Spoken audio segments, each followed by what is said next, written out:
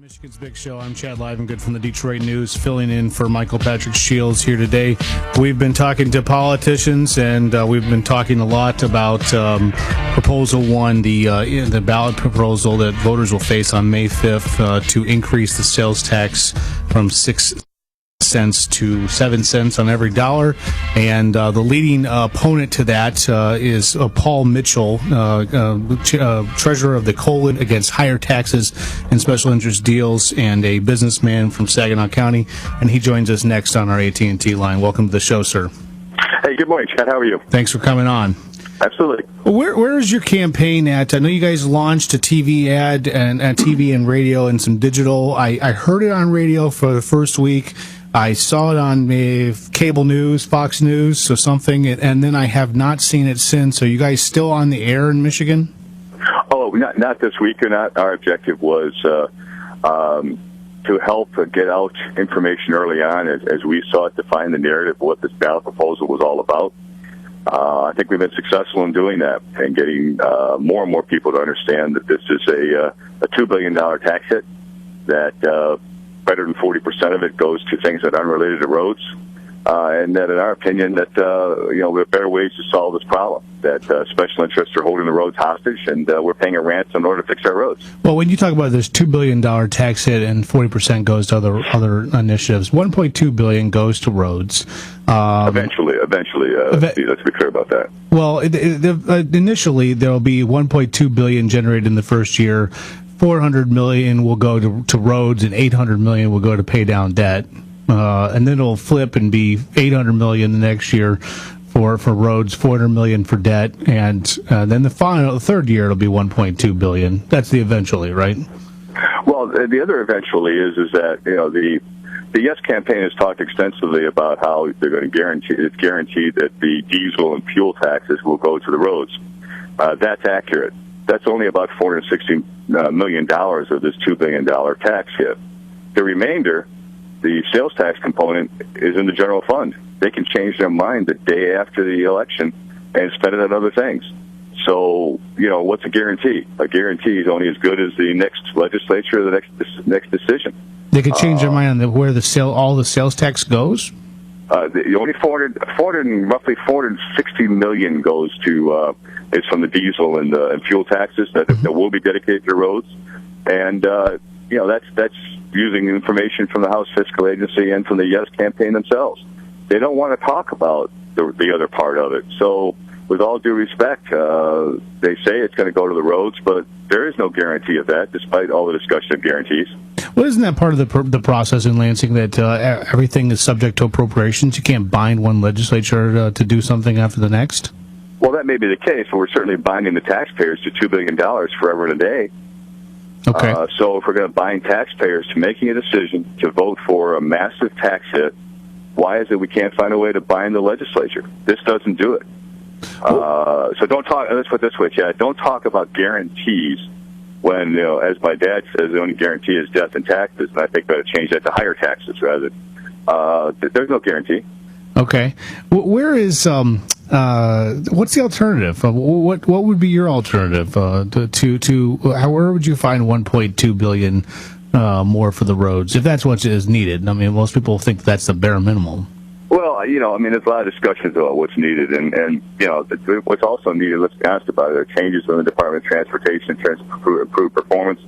You saw it came out about 10 days ago in terms of management of the warranties. So there's a lot of things that need to happen besides just throw money at it. And Senator Colbeck has noted that, and others. Senator Brandenburg, Representative Graves, they've been very concerned about how the Department of Transportation is spending money. So let's be clear about that. In terms of alternatives, the reality is the House and the Senate both had packages that addressed the roads. They went to conference. They ran out of time. I say it's sort of like the end of a basketball game that threw a lob pass over for a donkey, went out of bounds. But the good news is we get to play that. It's not like it's the end of the world. They're back in session now. Solve the problem. But to say that that's the best answer we could find is the voters are saying clearly it's a pretty poor answer if that's the best they can come up with. We go back to the Bolger plan, resuscitate the Senate plan, and somewhere in there's a compromise.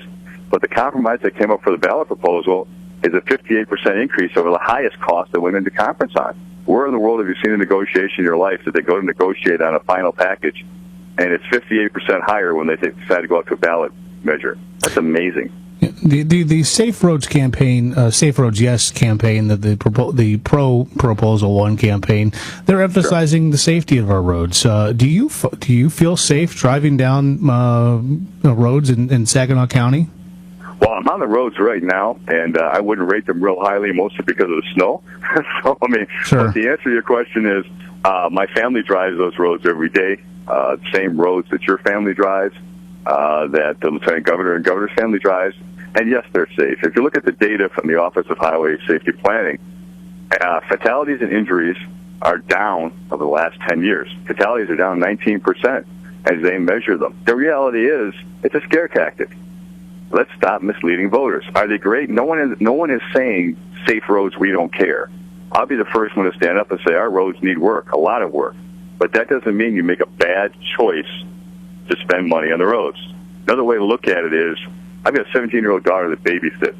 I'm going to tell her that, that the shampoo she wants, it actually costs $1, but she has to give me $2 because I need extra money for other things when I go to the store. I tell you, that conversation won't go well. Well, voters aren't taking it very well either. Well, they're not asking for $2 for every... It is a $2 hit. It is. It's $2 billion. And you take the whole effect, the House Fiscal Agency came up with a number of $1.954 billion.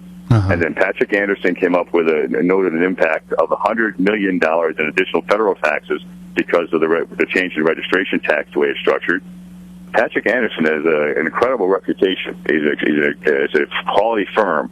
So I guarantee you my accountants are going to pay attention to Patrick Anderson more than the Yes campaign on that tax issue. Are you hiring Patrick Anderson for analysis of this?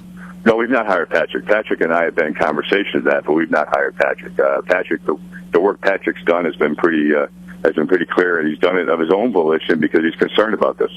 Are you teaming up with any other campaigns at all?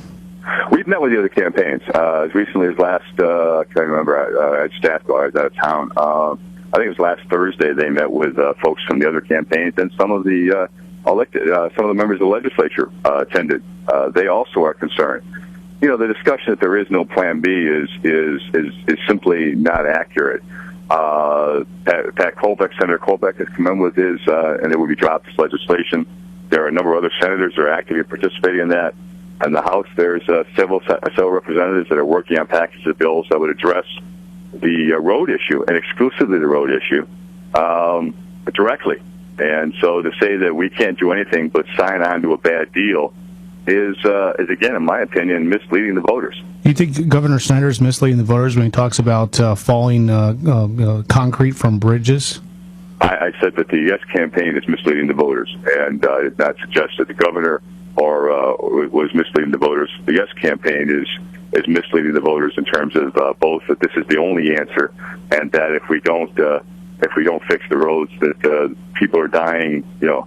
It's scare tactics. All it is scare tactics in hopes that they can hide the extraordinary amount of money that they're spending on. They're putting the special interest in order to grease the skids to get to the legislature and hopefully by the voters. But that doesn't seem to be going very well for them right now. Paul Mitchell, thanks for joining us. Paul Mitchell from the Coalition Against Higher Taxes and Special Interests. This is Michigan's Big Show. Stick around. We'll have Roger Martin from Safe Roads Yes next.